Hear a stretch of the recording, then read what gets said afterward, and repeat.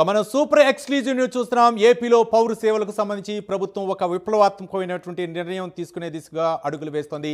Ration, health card వంటి బహుళ కార్డుల స్థానంలో రాష్ట్రంలోని ప్రతి కుటుంబానికి ఒకే ఒక స్మార్ట్ కార్డును అందించాలని ముఖ్యమంత్రి చంద్రబాబు నాయుడు భావిస్తున్నారు.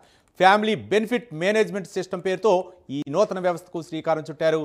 జూన్ నాటికి రాష్ట్రంలోని 1,40,00,000 కుటుంబాలకు క్యూఆర్ కోడ్తో కూడిన ఈ ఫ్యామిలీ కార్డును జారీ చేయాలని సీఎం అధికారులను ఆదేశించారు. పుట్టుక, చదువు, ఆరోగ్యం, ప్రభుత్వ పథకాల లబ్ధి వంటి 25 రకాల కీలక వివరాలను ఈ కార్డుతో అనుసంధానించనున్నారు. దీనివల్ల ప్రభుత్వ పథకాలు నేరుగా పారదర్శకంగా అర్హులకు అందుతాయని ప్రభుత్వం చెబుతోంది.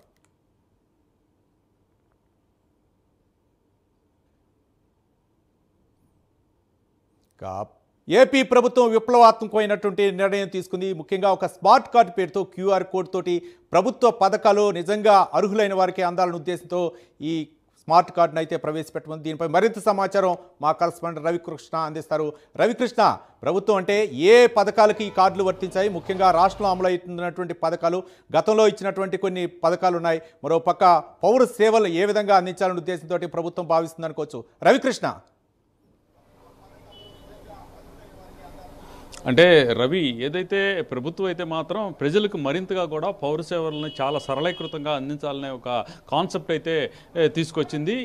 ఇటువంటి పరిస్థితుల్లోనే ప్రధానంగా కూడా స్మార్ట్ కార్డుని ఏర్పాటు చేయాలని ప్రభుత్వం అయితే సంకల్పించింది. ఇప్పటికే ఈ స్మార్ట్ కార్డు అనేది కొత్తగా వచ్చినటువంటి రేషన్ కార్డు ఏదైతే ఉందో ఆ రేషన్ కార్డుకి సంబంధించి స్మార్ట్ కార్డు వ్యవస్థను అయితే తీసుకురావడం జరిగింది. ఈ స్మార్ట్ కార్డులో చిప్ ఉంటుంది, అదేవిధంగా కూడా క్యూఆర్ కోడ్ ఉంటుంది. దానివల్ల ఏంటంటే ఒకవేళ ఎవరన్నా దాన్ని ఫ్యాబ్రికేట్ చేయాలనుకున్నా కూడా, దాన్ని తప్పుడుగా ఉపయోగించుకోవాలన్నా కూడా కుదరనటువంటి పరిస్థితి. ఖచ్చితంగా కూడా ఎవరైతే లబ్ధిదారులు ఉంటారో ఆ లబ్ధిదారులకు మాత్రమే ఆ బెనిఫిట్స్ వచ్చేటువంటి ఈ పరిస్థితులు ఉంటాయి. ఈ నేపథ్యంలోనే ప్రజెంట్ అయితే మాత్రం అదేవిధంగా కూడా ఇక ప్రభుత్వం అయితే మాత్రం ఇక రాష్ట్రంలో ఉన్న ఏవైతే కుటుంబాలు ఉన్నాయో ఆ కుటుంబాలన్నిటికీ కూడా ఇప్పుడు రేషన్ కార్డుకి ఒకటి, అదేవిధంగా కూడా హెల్త్ కార్డుకి ఒకటి, అదేవిధంగా కూడా మరికొన్ని వాటికి ఒకటొకటి చొప్పున కూడా కౌలు కార్డు అని ఈ విధంగా కూడా అనేక రకాలైనటువంటి ప్రత్యేకంగా కార్డులు ఇవ్వాల్సినటువంటి నేపథ్యంలో అటువంటి వాటిని స్వస్తి పలుకుతూ ఫ్యామిలీ మేనేజ్మెంట్ బెనిఫిట్ అనేటువంటి ఒక ప్రక్రియ కింద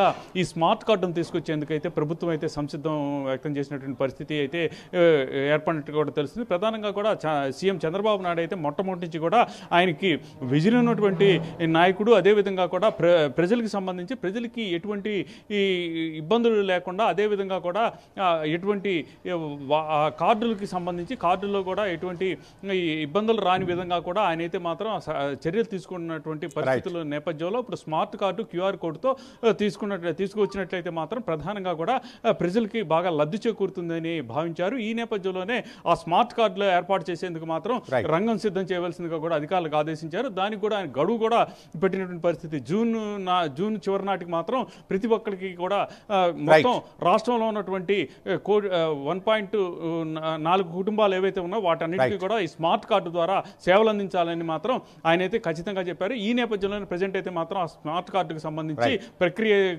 అయితే పెగినైందని చెప్పుకోవచ్చు. Right, thank you Ravikrishna.